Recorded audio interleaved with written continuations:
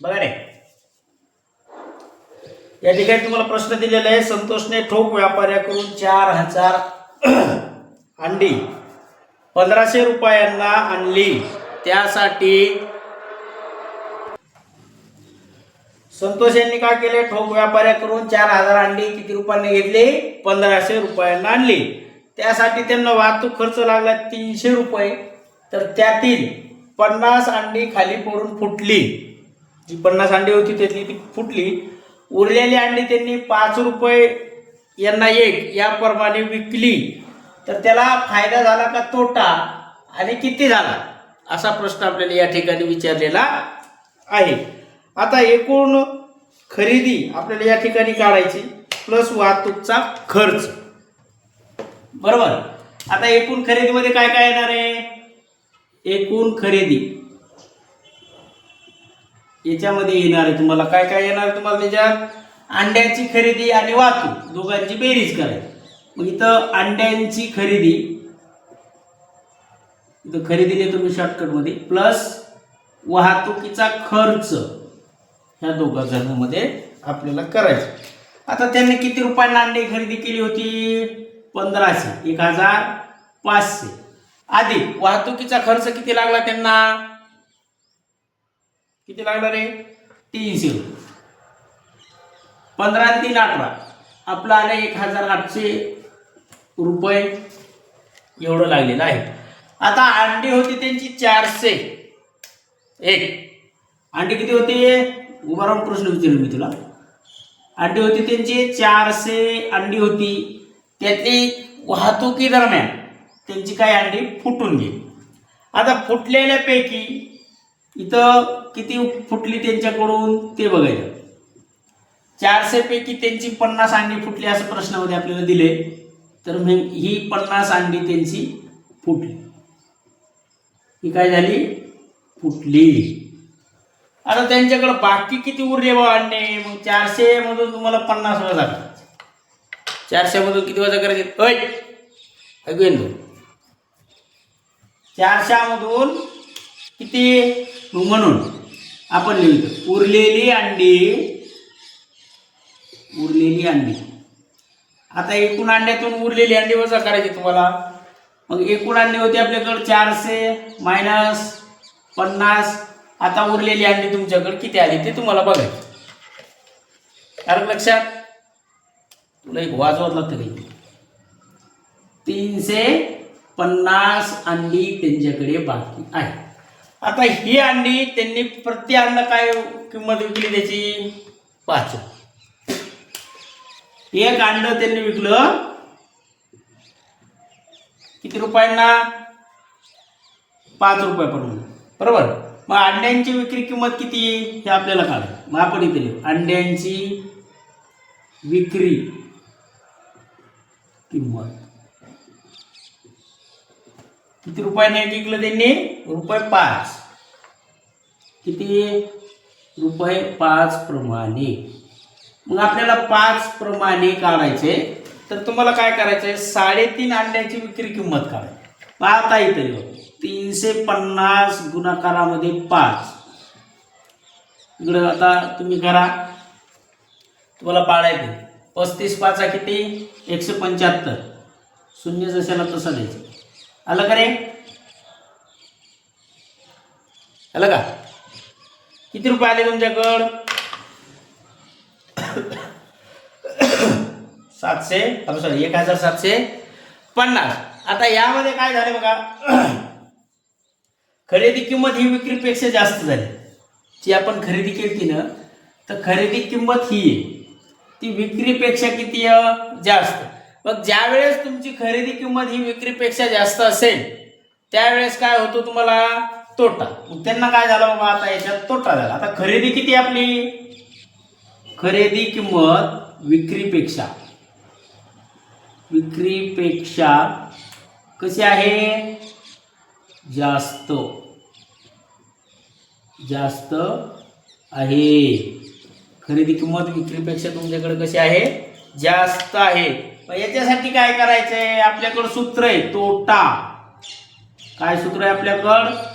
तोटा बरोबर खक्की वजा विक्री. म्हणजे काय करायचं तुम्हाला, खरेदी किंमत वजा विक्री किंमत. खरेदी किती होती रे, 1800 वजा विक्री किंमत आपल्याकडे किती आली, 1750. टोटल म्हणजे वजाबाकी जर तुम्ही केली तर 1800 मधून 1750 गेली, उरलेत किती, फक्त 50. हा काय झाला त्यांना तोटा. कोणाला झाला रे तोटा, संतोषला. जो कोणी संतोष आहे तर संतोषला एक तर तोटा झाला, आणि किती तर 50 रुपये एवढा त्यांना तोटा झालेला आहे. येऊ तिकडं. हा बघा झालं का, लिहून घ्या. पुढचा प्रश्न बघा. अब्राहम यांनी 50,000 रुपयांचा माल खरेदी केला. कर व वाहतूक खर्च मिळून त्यांना 7,000 रुपये त्या कर आणि वाहतुकीचा खर्च त्यांना आलेला आहे. तो माल त्यांनी 65,000 रुपयांना विकला तर त्यांना या व्यवहारात नफा झाला का तोटा, आणि किती. म्हणजे मागच्या प्रश्नासारखाच हा प्रश्न तुम्हाला या ठिकाणी दिलेला आहे. जे ऑनलाईन बघायले त्यांनी काय करायचं, लिहिता जर आलं नाही त्यांना तर ते तुम्ही तुमच्या मोबाईलमध्ये स्क्रीनशॉट घ्या. आपण याला पुढे कंटिन्यू करू. आता एकूण खरेदीची किंमत, खरेदी प्लस मगाशी जसं केलं आपण कर, मगाशी आपण वाहतूक बेरजेमध्ये घेतली होती. आता या ठिकाणी पण तुम्हाला काय करायचं, जी वाहतूक आहे तुमची दिलेली ती वाहतूक पण तुम्हाला या ठिकाणी काय करायचे, बेरजेमध्ये घ्यायची आहे. मग एकूण खरेदी किंमत मी इथे शॉर्टमध्ये लिहितो, एकूण खरेदी किंमत बरोबर. आता एकूण खरेदीमध्ये काय आलं, त्यांची एक तर खरेदी आली, अधिक जो काय कर लागला होता तो कर आला, अधिक वाहतूक. ठीक आहे नाही, आपण म्हणतो की नाही आम्ही ऑटो भाड्यानं आणला, इथं त्याचं भाडं नाही. आता हा कर काय आहे की जे काय कर त्यांना म्हणजे त्या अंड्यावर लागलेला आहे. खरेदी किंमत किती होती त्यांची, 50,000. किती रे, 50,000. अधिक त्यांना कर किती लागला, 7,000 रुपये. प्रश्नामध्ये दिलेले आहे कर किती लागला त्यांना, 7,000. आणि वाहतुकीचा खर्च झाला त्याचा 57,000. वाहतूक किती दिलेली रे, वाहतूक कर मिळून दोन्ही 7 आहे का, बरं थांबा रे. दोन्ही मिळून किती झालं, कर आणि वाहतूक दोन्हीची इथं बेरीज करायची. कर व वाहतूक दोघांची काय करायची, बेरीज या खरेदी किमतीमध्ये करायची. तर दोघांचं मिळून किती झालं, 57,000 रुपये आपल्याकडे उत्तर आलेलं आहे. आता मालाची विक्री किंमत काय आहे, त्यांनी तो माल किती रुपयांना विकला, 65,000. मालाची विक्री, जो कोणी व्यापारी आहे त्यांच्या मालाची विक्री किंमत आपल्याकडं त्यांनी प्रश्नामध्येच दिलेली आहे, 65,000 रुपये एवढी त्या मालाची दिलेली आहे. आता विक्री किंमत ही खरेदीपेक्षा जास्त जर असेल तर त्या माणसाला नफा झाला. आता इथे एकूण खरेदी किंमत किती आली आपली, 57,000. विक्री किंमत किती आली, 65,000. मग 65 ही संख्या मोठी आहे का 57 ही संख्या मोठी आहे, 65 ही संख्या मोठी आहे. तुला एकदा गणपतीच काढतो काय, वळवळ करायला तुझ्या लक्ष दे इकडं, नाही पुढचा प्रश्न तुझे सोडून घे ना. आता इथं काय झालं बघा, विक्री किंमत ही खरेदी किमतीपेक्षा काय आहे, जास्त. मग इथं तुम्ही तो मुद्दा नोट करा, विक्री किंमत खरेदीपेक्षा कशी आहे, जास्त आहे. म्हणून त्यांना काय झाला, नफा. आता किती झाला तो काढायचा, त्यांना काय झाला, नफा. नफ्याचं सूत्र काय आहे, बघा रे, नफा बरोबर विक्री किंमत वजा खरेदी किंमत. आता विक्री किंमत त्यांच्याकडे किती आहे, 65,000 वजा खरेदी किंमत किती आहे, 57,000. बरोबर. आता वजाबाकी करायची, 65 मधून तुम्हाला किती वजा करायचे, 57. राहिले किती तुमच्याकडं, 8,000 रुपये. 8,000 रुपये झालेला नफा आहे. 8,000 रुपये काय आहे, जो काय अब्रहम आहे त्यांना ह्या काय होतं ते, कोणता माल होता रे त्यांनी आणलेला, नुसता माल होता का, बरं. तर अशा प्रकारे आपले उत्तर आलेले देऊन घ्या सगळेजण. पुढचा प्रश्न वगैरे त्यांनी सांगितलं, अजित कौर यांनी 50 किलोग्रॅम वजनाचे साखरेचे पोते, एक पोते 1,750 रुपयांना आणले. साखरेचा भाव कमी झाल्यामुळं त्यांनी ती साखर प्रति किलोग्रॅम 3200 रुपये या दराने विकली, तर त्यांना किती रुपये तोटा झाला, असं या प्रश्नामध्ये आपल्याला विचारलेलं आहे. अलग लक्षात. आता डायरेक्ट तुम्ही तुमचं उत्तर काढा. 1 किलोग्रॅम साखरेची खरेदी किंमत घ्यायची आपल्याला, नाही 50 किलोग्रॅम साखरेची खरेदी आणि 1 किलो 32 रुपये प्रमाणे विक्री किंमत तुम्हाला काढायची. मग तोटा होणार का नफा होणार.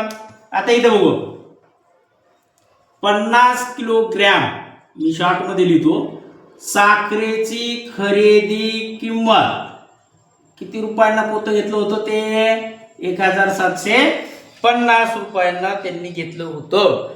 परंतु साखरेचा भाव कमी झाल्यामुळं त्यांना काय करावं लागलं, 1 किलोग्रॅम साखर किती रुपयाने विकावं लागली, 32 रुपयाप्रमाणे.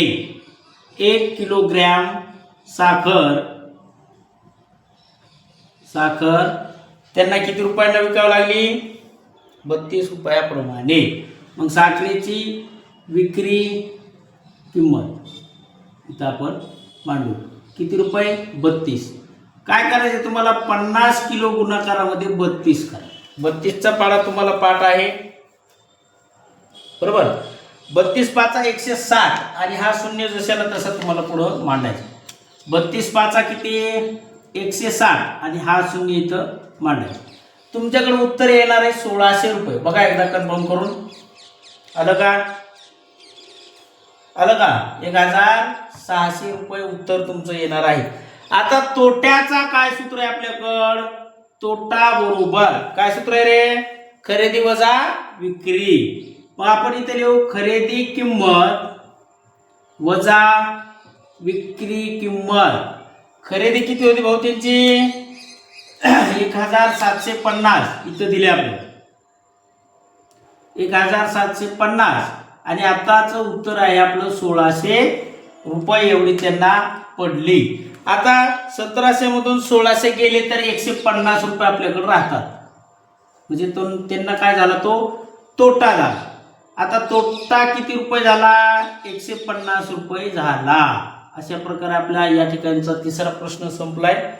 याच्यामध्ये चौथा प्रश्न एक आहे, काल जसं सोडवलं होतं तसं बघा, तुमचं पुस्तक काढा रे, काय पाण्या बोंबलो नको ना, एक तुझ्या. याच्यामध्ये 6 प्रश्न दिलेले आहेत, 3 मी सोडून दिलेत तुम्हाला, 3 तुम्हाला सोडवायचे. आणि जर काय कोणाला अडचण असेल तर त्यांनी काय करायचं आहे, आपल्याकडं सरळ विचारायचं आहे, कुठं समजलं नाही. ओके, चल लिहून घ्या.